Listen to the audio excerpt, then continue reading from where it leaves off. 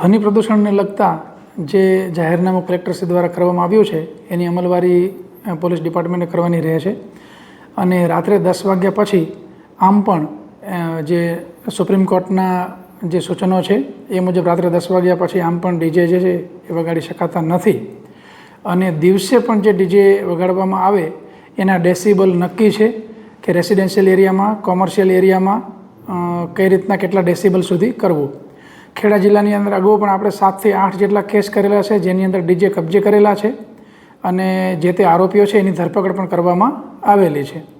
ડીજેથી ઘણા બધા પ્રકારના નુકસાન જતા હોય છે, ખાસ કરીને જે શૈક્ષણિક સંસ્થાઓની આજુબાજુમાં, રેસિડેન્શિયલ વિસ્તારની આજુબાજુમાં, હોસ્પિટલ વિસ્તારની આજુબાજુમાં, સિનિયર સિટીઝનો હોય, બાળકો હોય, એને ઘણી બધી તકલીફો થતી હોય છે. અને આ માટે લોક સુખાકારીના કારણે આ જાહેરનામું પ્રસિદ્ધ કરવામાં આવેલું છે.